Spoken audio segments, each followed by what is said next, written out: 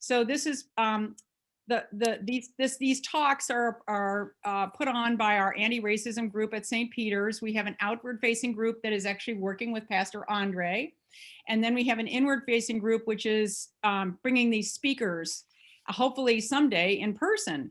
And we've had Blake Strode of Arch City Defenders. We've had Terry Jones from UMSL giving a history of racism in education in St. Louis from the 1800s. And we've had Michael McMillan, and I'm missing somebody.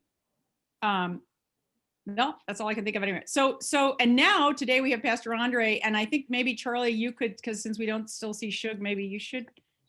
I'm here. Oh, there she is. Yay, Shug. that's Okay, Shug, could you open? Shug in all her fullness. This is the first time I've had a chance to see you, Shug, in all your fullness.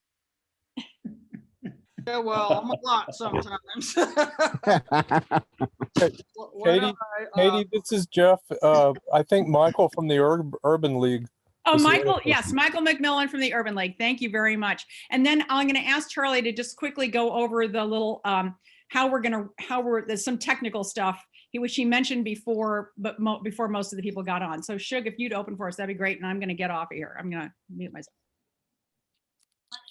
Well, has anyone opened in prayer yet, or is that my job? Waiting for you. Your job. Okay, great. Sorry, we ran long today, so I apologize. So if we could pray together. God of justice and mercy, we pray today that you open our eyes, ears, and hearts to the inequities and injustices around us. Scripture tells us that Jesus was able to reach across ethnic boundaries, Romans, Jews, Samaritans, to bring people together. God, we ask you to help us to break down barriers in our community today. Kindle our spirit so that we might dismantle the attitudes and systems that separate us, so that we can come together to be in relationship with one another as Christ is always in relationship with us. God, help us to learn from and honor each other today and always. Amen. Amen. Boy, Shug, I'm sure glad you showed up. I never could have given a prayer like that. Thank you. I will hand it off to you. All right, as Katie asked, there are a couple of housekeeping things. Please keep your phone on mute when you're not speaking, so we don't have any background distractions. And we'd like to see you, so if you feel like being seen, turn your video camera on, because it's nicer to have face-to-face conversations. And then if you have questions, you can use the raise hand feature in the participants window, or use the chat feature, and Katie and or I will try to organize the Q&A at the end. And if there's any questions we can't answer, please send us a note and we'll try to get an answer for you. So as I started, I thought it would be appropriate to introduce Pastor Andre's neighborhood before introducing Pastor Andre. Jeff Vanderloo neighborhood. In 1950, it was once one of the most densely populated neighborhoods in the city, home to about 40,000 residents. It had big employers such as Carter Carburetor, Coca-Cola, and Sportsman's Park. Today, Jeff Vanderloo is down to about 5,500 people, the largest numerical loss of any neighborhood in the city. According to the St. Louis Post-Dispatch, in the time it took for Jeff Vanderloo to lose over 34,000 people, the city saw 10 mayors come and go. Each of them vowed to fight blight and stop the exodus of residents. Pastor Andre is here today as the founder and leader of the Tabernacle Community Development Corporation, an organization dedicated to restoring the Jeff Vanderloo and the Ville neighborhoods in North St. Louis. He and his wife, Tiffany, and 2 children have spent most of their lives in St. Louis. He earned a degree in electrical engineering from the University of Missouri, a master's in business administration from Webster University, and then went on to earn a Master of Theological Studies from Covenant Theological Seminary. He currently serves as the lead pastor of the Tabernacle with a passion to develop and inspire all to reach their full potential in Christ. So it's my honor this morning to introduce Pastor Andre.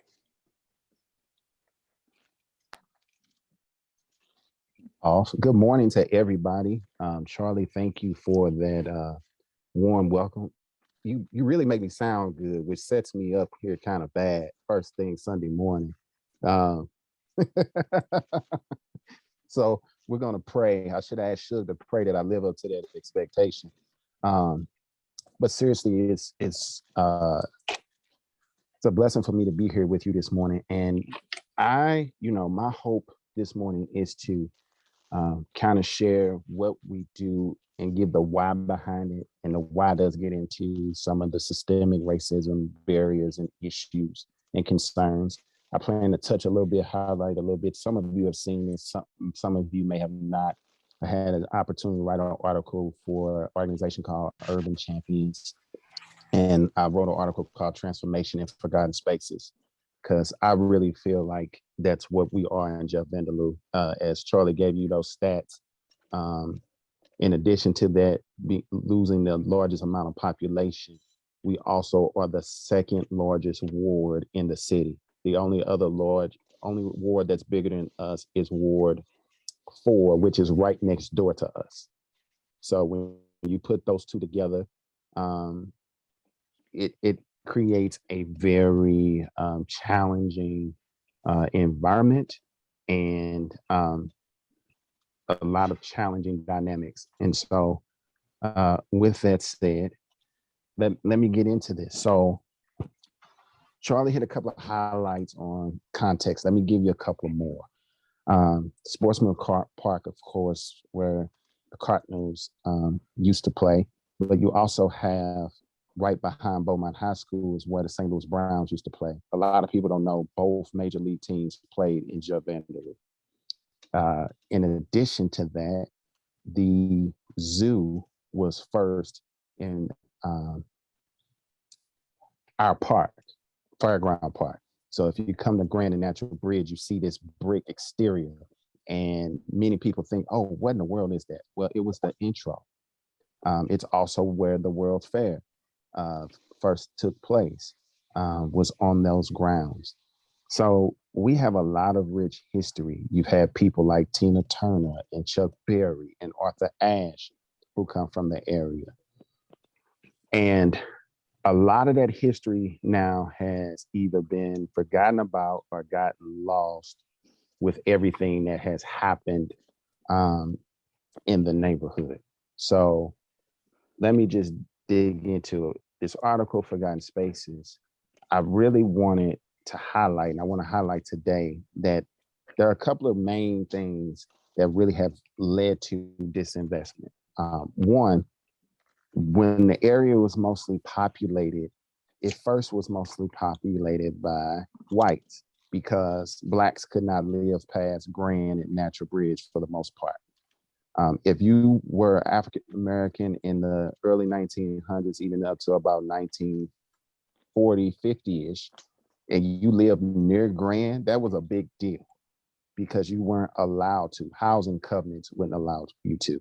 And then when Blacks began to migrate more into the area, if you haven't heard this case before, you can look it up. It's Shelley versus Kramer, where an African-American family purchased a home right next door in the Ville, and a guy by the last name of Kramer, who, by the way, lived 10 blocks away from the house they bought, sued and said that a housing covenant had been violated, which they had restrictive housing covenants that said whites could only sell homes to whites.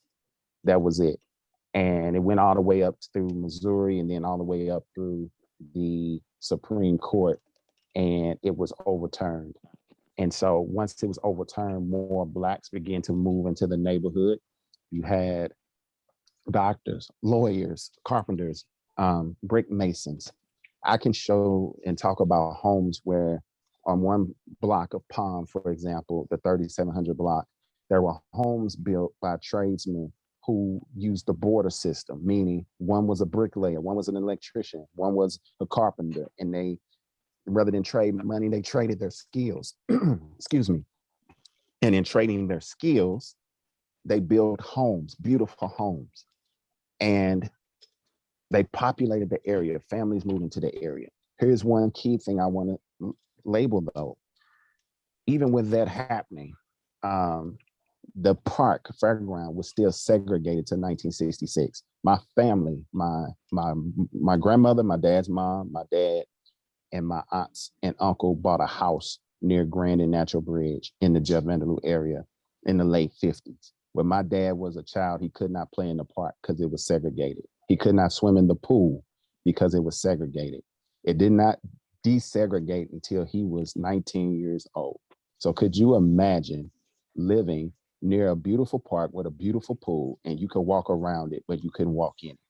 There were people who bought homes on Natural Bridge where they bought the house to be able to go to the park, but only thing they could do up until 1966 was sit on their porch and look at the park. They could not enter. When they tried to desegregate, a riot broke out at the swimming pool and it ended on the 3700 block of Hebert Street, which I'll get into a little bit more later because that's part of one of the developments we're working on. So I want to give you all that context to now kind of start walking you into how Tabernacle Community Development Corporation and Tabernacle Church came to be in Jeff Vanderloo. So you had all that happening, and then you had, I'm sure many of you have heard the Team 4 plan that began to be executed, where disinvestment was intentional by city government, investing more south because it said if we invest more south, we can preserve it. The north, more or less, we can let deteriorate, and it's not worth the investment. So of course, the majority of whites live south, the majority of the blacks live north, and then you had this erosion of investment go on for the next several decades. And it didn't just happen with government, it happened with business. Businesses moved out. A lot of people don't know about 3 miles from us used to be one huge GM car plant. It's where they used to make Corvettes. It left. Carbon Corporator was known for being a racist employer. I had family when they lived in Jeff Vanderloo who could not work there. They would not hire them. And then when they left an environmental mess of PCB, which we know causes cancer. And for years, they denied it as they sold the company. And only up until 5 years ago did the EPA finally step in, and now it's being cleaned up. So you have all these things happen. You have this disinvestment happen. And so when God put on our hearts to launch a church, my wife and I and a few others, we knew right where we were called to, just to family roots. My wife went to elementary school and high school living in Jeff Vanderloo. My family primarily there, still have a family house there. And we started our church in 2012 with wanting to build back to what we knew it used to be, which is this dense, thriving community of people who had their lovely local elementary and high schools. And we wanted it to look like, and believe God wants it most importantly, to look like any other community with all the resources that any community has, from great education to great health care, to financial services, to healthy foods, to beautiful blossoming homes, etc. So one of the things I highlight in the Transformation Forgotten Spaces is that what has happened in addition to the disinvestment, and even we've seen it in our 9 years now being in the neighborhood with our church and 7 years with our nonprofit, is that people typically on the outside think they have the answers. And so when it comes to talking about fixing it, it's, well, let's go to the echelon crowd that knows the area. Let's go to those folks. When reality, it's the boots on the ground grassroots people who have stuck it out, who have stayed, who have still make it beautiful, who are the greatest resource and depth of wisdom that often gets overlooked. So our church comes in, right? And we're worshiping, but we knew God wanted us to do more. He wanted us to have a physical impact on the neighborhood. And so we launched Tabernacle Community Development Corporation in 2014 with the purpose of assisting communities by building people. our mission is to help eliminate poverty and social exclusion by enhancing the social, educational, and economic infrastructure, which we believe lead to self-sufficiency. So what does that mean in a nutshell? We believe in creating spaces for people to live healthy, to thrive, and be able to work and play. And so in 2016, we purchased the first house of 2 family, and we created a housing program to be able to help people get back on their feet, right? But not according to a government scale. Meaning you may make a nice amount of money, but if you've got multiple children, if you're a single parent, you've got other outstanding things that have happened that have led to where you are, we wanted to be able to help. And so we started that program when we renovated that house. We bought the house for $16,000. We put about 105 in it. And some people were like, well, why would you do that? Because the homes are beautiful. They just haven't, some of them haven't been upgraded. And we were about taking vacancy, which is a huge issue for us where we are, because property neglect. You got some people who live out of town who don't care. You've got landlords who don't care. And one of the things, the neighborhood is why we're in housing, by the way. The neighborhood and the people we got to know, those who come to our church and those who don't, said, we need safe, secure housing. We need entertainment and safe spaces for youth. We need our streets to look different. We need the vacancy to go away. So that's where we started. And that was 2016. And you fast forward, we've rehabbed now 13 spaces. We currently have 3 other 2 families that are under renovation. And they're providing family space so that families can get back on their feet in a non-judgmental, non-threatening environment. We hold accountability, but we also work with other organizations to bring them the resources and tools they need to thrive. In the midst of that, we said, rather than continuously having organizations all over the place and people having to try and get to them to get help, what would it look like if you brought some of that resource in one central location? So after really 3+ years of negotiations with the former owner, we bought the old Farragut Elementary School branch in our community. It's about 15,000 square feet. We call it the Hub. And the whole goal of it is to be a resource for the Jeff Vanderloo neighborhood, the Greater Ville, and O'Farland Park neighborhoods. And you heard me name those other neighborhoods because in St. Louis, we love to be divided, right? So we're 1 block away from each of those neighborhoods, believe it or not. And we did not want to exclude them. We want to include them. And so this school building is about 90% complete. We hope to be done the end of this month. One of the things it will provide is healthcare, because again, when you start talking about structural racism, it's more than just one thing. We see it in housing, we see it in healthcare, we see it in education. And so we developed a relationship with Mercy, and Mercy's putting in a primary clinic and a women's health services space, which means one of the things that we're going to address through that clinic is infant mortality rate. Some of you may know this, some of you may not, but due to lack of healthcare, our zip code 63107 has the 2nd highest infant mortality rate in the state of Missouri. It is in the top 10 in the United States. Now, I want you to let that sink in this morning. Right here, not some of the numbers of infant mortality rate in our zip code are higher than 3rd world countries. And this is America, and this is St. Louis City. And so we felt propelled to figure out a way to address it. And so we're excited. There will be women's health services, postnatal care, all of those things right there in the Hub. We will also be addressing workforce development, starting with youth, with a program that hopefully will launch in August. That is a partnership between a couple of tech companies where they will learn app building and coding and C++ programming for the geospatial world, since we are quickly becoming the geospatial capital of the world really, but certainly in the United States. And so, and there's some other couple of relationships I can't announce publicly yet because they're getting finalized. But the whole idea is to draw resources back in to a place where it has been disinvested.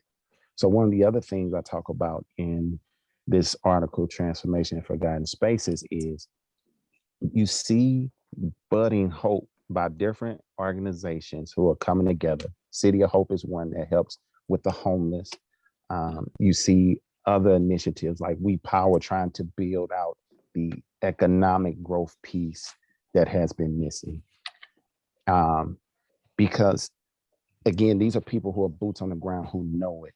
One of the things that keeps racism alive and well, especially systemically in St. Louis, is that there's a lack of knowledge and a lack of advocacy and a lack of compassion. And I will be honest with you, I've seen that more from people who are in Christ or in the church than I have probably from people outside. And so it gets into a fight about resources, because most times what is said is, if I'm going to give a resource, then I need to be leading. I need to be in control. Well, you don't know what to do, but you want to lead. That just doesn't work. Not to mention, there's trust factors there. People who don't look like me have come time and time again into the area and said, we want to help, we want to do, we want to, and it hasn't followed through. So it creates a distrust that's trying to be built back. The other thing of it is this, that thing called redlining that many of you have heard about. It still exists today. It just looks different. Let me give you an example. In terms of loan, housing loan, the last housing loan that has been done in our area, original home loan, not a refi or anything like that, is 2012. Prior to that, there was another gap of a decade or so beforehand. We had a marketing feasibility and SWOT analysis done on housing, and we learned some interesting things. One of them being that a new house was considered Jeff Vanderloo for sale had not been built in 58 years. And while there's amazing older housing stock, there is a complete lack of new. So I mentioned that 3700 block of Hebert where that riot ended when they tried to desegregate the park. We are going to build new affordable single family homes on that block. We own the land, we purchased it from the city, and we hope to break ground on the first display home sometime later this summer or fall. And not only just sell houses, but really be able to educate people about housing and about what it means to maintain and keep a house, to understand the history of how redlining happened and how it even happens today, because now you have an appraisal issue, right? Because since it's been disinvested so long, you can build a house that costs, I'm just going to give you real numbers. It will cost us probably $260,000 to build that display home. The most we can sell a house for is $150,000 because of appraisal gaps and values and other things. So then we have to go out and grants, market, fundraise to cover that gap difference, or else we couldn't do it. And the struggle is, most people say, well, we shouldn't spend that kind of money there. Versus saying, because we haven't spent the money there, all these systems have crashed. So then I'll get into this last piece and then really open up for kind of questions, is this. When you start talking about education, well, if there's disinvestment in home stock, our state is set up in a crazy way. If you don't have a tax base, you don't have dollars for schools. So guess what happens? The schools don't get what they need. The schools then deteriorate and come apart, and we have to close them because population decline. And then people are in an uproar because of it. But there are multiple aspects that are happening that are causing this to come to fruition. And one of those things is when you have disinvestment this long, it unfortunately deteriorates the school system, Then charter schools get to come in and they get public dollars just like the public school system. And every child that goes there, that means dollars lost for the public school system. And then it gets into if you're a good athlete or something other, then you can leave the community and get a great education, which we're all for children getting great educations. The problem is they shouldn't have to leave where they live to get it. We right now have educational system based off zip code. Depending on your zip code determines the level of education that you receive. And so we're trying to change that by building the infrastructure and the housing back to bring the dollars back. So then investment can be made in educational systems right in the northern corridor where we are. And to give you an example of what I mean by the change in educational landscape, every year we start seeing signs from some of your well-known private schools who have recruited different athletes and such so that they can come to their school. Now, of course, it's not recruitment, so I shouldn't use that word. It is based off financial need, but you just so happen to be able to run a ball well or dribble it or run track well. And as a result of that, now your tuition is being paid. You're not in a city school system. Those dollars then don't come to any city school as a result of that, which further erodes the school's budget, which makes it challenging to keep nice facilities and quality teachers and equipment that are necessary. So our role, our heartbeat is to build back the infrastructure piece and partner with others to bring in, like we've done with healthcare, like we're doing with youth kind of work development. And there's, again, a couple of other healthcare initiatives and some other things that I can't say yet because we're finalizing those things. But that's our heartbeat. And to honestly, advocate for different policy changes so that finance can flow, because at the end of the day, it takes capital to do these things because you're talking 50 plus years of disinvestment. And in order to build them back, there has to be investment. And so we challenge banks a lot of times to look at their credit toolbox and how they make decisions and really take into effect the area, what its needs are. And let's do what's right and not just what's good for someone economically. So I'm gonna pause. I've kind of walked through essentially this article that I did, the transformation in forgotten spaces, but I want to pause and just open it up question wise, because like I said, I think that's where things get the most helpful or become the most helpful. And I know I've given you a lot to digest.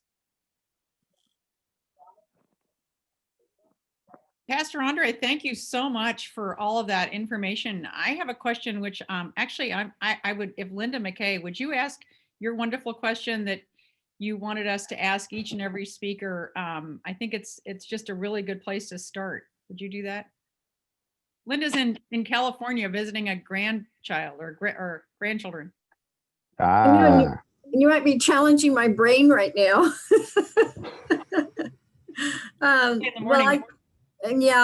Mine is always, and it's always the one that I'm hesitant to ask because of something you said, but what can we do?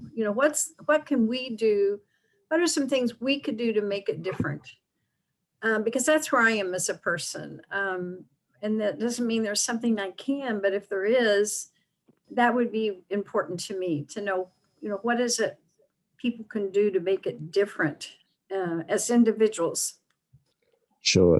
Linda, that's a great question. I think at an individual level, there are a couple of things you can do. The first thing is to resolve within yourself that you can do something. Now, I know it seems like I'm stating the obvious, but in most cases, half or majority of the battle is getting people, even at an individual level, to understand that you can do something. It's not hopeless where you just can throw your hands up. We can't afford to have people throwing their hands up and saying, no, nothing can happen. So it's resolving in yourself you can. Second thing is there are a couple of avenues you can go down, depending on passion. For instance, with the climate we are in politically, We still need people who are willing to fight for sound policies to change some of these things. For example, we've got a thing, that they're trying to pass in the Missouri legislation where essentially our tax dollars go to create vouchers for even people who don't need them to be able to send their children to private schools on taxpayers' dollars money. These are things that at the individual level, you can speak to the person who represents your area and say, tell me why we're doing this. Let's not be accusatory, but give me a why behind this. How does this benefit the city as a whole? And if you see gaps in that, advocate and say, no, as one of your constituents, that's not something I want.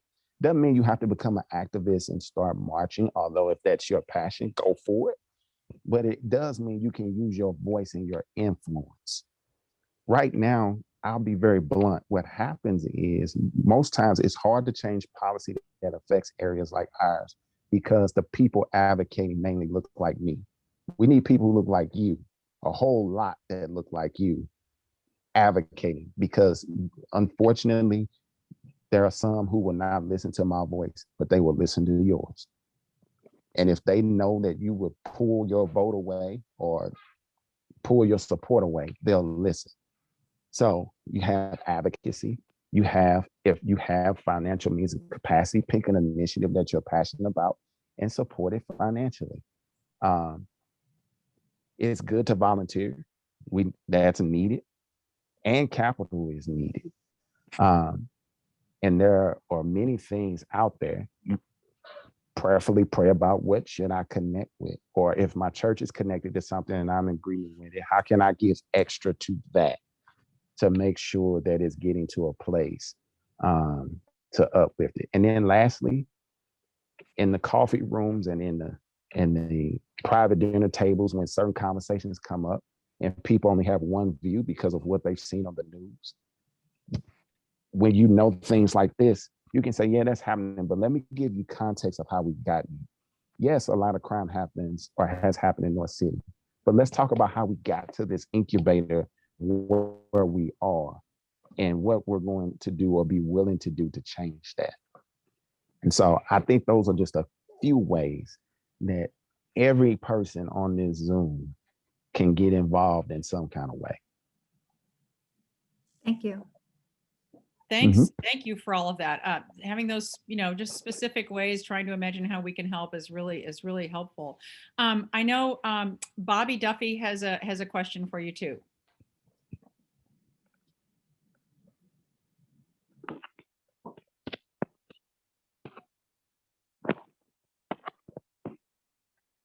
Unmute. Bobby, can you unmute? You need to unmute yourself, Bob.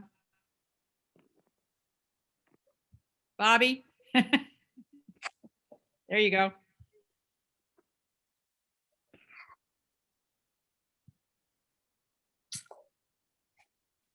You're still muted, it looks like. You can't get it to work? All right, so I don't know what to do. Can you hear me now? Oh, yes, yay, Okay. Wonderful. I had a couple of things. I assume that you've got a 501c3 designation so that people can give money and get the blessed tax relief. Yeah. Okay, that's great. So that's one avenue to pursue. If you are able to raise money on the basis of this marvelous work you're doing with building and rehabbing buildings, I think that's one way. If you put the name of the donor on the house or in the kitchen or something like that, that would be useful. But the thing that has to happen are more meetings like this where people. I used to belong to a bicycle club that was. I finally had to quit because it was all really serious conservatives and Republicans. But one of the members said, what do those people want anyway? We've been so good to them over time. And that attitude has to stop.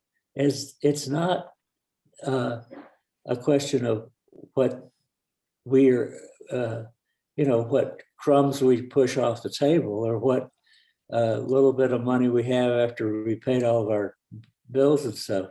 White people have an obligation, white people of privilege have an obligation to support institutions like the one that you're building. And I think that if we meet every other Sunday morning and keep talking about it and take it very seriously and take it to the point that we're willing to put our money where our mouths are, then we can see some progress. But the Tabernacle program is creative and excellent, and it has great appeal to middle-class people, that there's a tangible way that they can help begin to be chipping away at this problem of racism, which is the number one problem in the country. Everything goes back to racism eventually if you do the diagram, because you cannot have half the population of a country living in semi-poverty or extreme poverty the way we have today. So this was more of a commendation than a question, but it is a suggestion that if you can engage people by allowing them to give you money, it is certainly a way to go. I think Mary Stillman, who joined us at the table recently, did at her school in the old McBride High School building up on North Kings Highway, built a leadership school for girls, it's called. And Yep, she's familiar with it. turning out young women who can really make a change in the community. So I'll shut up and let everybody else talk, but it is. Thanks for your question, Bobby. Or your comments, really, a lot of good, interesting comments. So we've got a bunch of other questions, so I'm going to rush on here. Okay. So Catherine Matthews has her hand up. So You're muted. Oh, apparently we can't unmute. So Jacqueline, if you're on there, or Janet, whoever's co-host, Charlie, if you were made co-host, we need somebody to allow people to unmute. How did you? Charlie is co-host. Oh, good. Okay, great. I've done that. Oh, okay. So you should be able. Catherine can't. Oh, Okay. Okay, now I yay. can. Okay, great. Yeah. Sorry, I just so passionate. I just wanted to come back to the harm that outsiders can do when they come in. I've lived in that space. I'm clearly white. I'm not from St. Louis. And I was just hoping you could build on that. I think one of the things I hold central is that if I want to be of service, it's not up to me to come in and be in charge. And I just would love for you to really expand on that in very practical ways.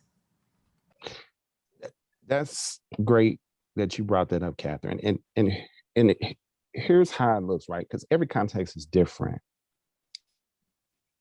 The first thing is, if it's a place or something that you're unsure of, seek to build relationship first. Seek to get to know the people that you want to help first.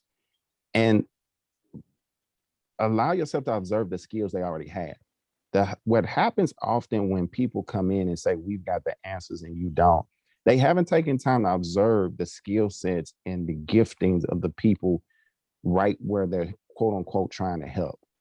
And so that automatically creates an animosity. I'll use a quick example. Had a gentleman who wanted to come in and, more or less, he didn't say these words, but be a part of our board. And, he had all these great ideas that dealt with operations and planning and management and construction. Well, what he didn't take the time to realize or learn is that I have an engineering degree and an MBA with an emphasis in finance. What he didn't take the time to learn was that I have been a leader in management in corporations, Fortune 500 corporations, before coming into this role as a pastor and leading a nonprofit.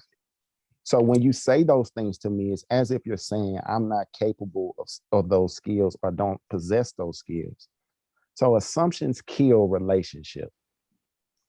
when you're coming in from the outside. And here's something else, and I'm not trying to sound cruel, but it may be the best thing you can do is volunteer time when the organization needs it and contribute to it financially and get to know the people. Because oftentimes it's through getting to know the people is how God uses that to shape and change your heart and point out blind spots and allow you to see. But oftentimes what happens is in the back of people's mind is this neighborhood or these people are my project and I'm going to fix them. And as long as that's the mindset, you would do more disastrous harm than good. I would tell you something like, for example, we as an organization don't do too much of like, we've had a couple of larger organizations say, well, let us come in on a volunteer day with about 30 people, you know, help clean up and wear our t-shirts. And we're not interested in a t-shirt photo op. We're interested in getting to know us and us getting to know you. And let's work at this long term. You may discover while you can do that, that's not the best way to help. Maybe it's getting more people to advocate to change some of the rules or policies or put things in place to help people is what's better needed for your volunteer time versus putting on a t-shirt and doing a community cleanup. Nothing wrong with it, but you also have to understand the image that sends. If I'm a person who lives in this neighborhood and the only time I see you is maybe 3-4 times a year, and it's for this whatever outside community event is, and you wave at me, it's as if you're saying, again, I'm not good enough or you're better and let me show you versus, you know what, I just want to get to know you. Yeah, well, as someone put up on our chat, we know who the savior is and it's not us. I thought that was great. Mary Ann Cook put that up. So the next people who have a question are the Willies, and then we have Jim Johnson, I know, waiting also. So we'll try to get to everyone. Go ahead, Willies, if you can unmute. Can you hear me? Yes. Okay. Pastor Andre, I'm interested in your, the hub. And can you hint at, even though some things aren't finalized, I know you're doing healthcare and something in education, I mean, your goals. Can you hint at the other goals, whether they're, you know, a done deal or not? Yeah. Here's the best way to describe hint at those other goals and not try not to take up too much time. Think about where you live and everything that's there, right? Our hope through the hub, and even looking at the property next door to the hub, we're getting ready to put a bid on it to buy from the city, is to bring everything to Jeff Vanderbilt, Greaterville area, just like your neighborhood, for example. There's no insurance agents in our neighborhood. The person wants insurance, the closest insurance agent is downtown. And they, you know how probably to your house, you get little mailers from time to time. Hi, I'm the new Edward Jones person. Hi, I'm the new insurance person from State Farm or American Family, blah, blah, blah, blah, blah. Guess what? We don't get that because there's nobody there. We have to go searching and looking for an agent.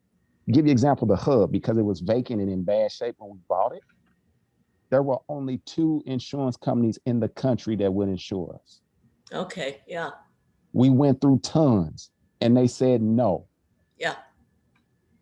So it's things like that that Okay. aren't final, you know, to create services that are just sometimes forgotten about because we drive past them and you think, oh, well, everybody's got that. Yeah, yeah. And it's like, no, everybody doesn't have it. I got you. So it's more than the basics of health and, you know, the infant mortality Services in general. in general. Yes.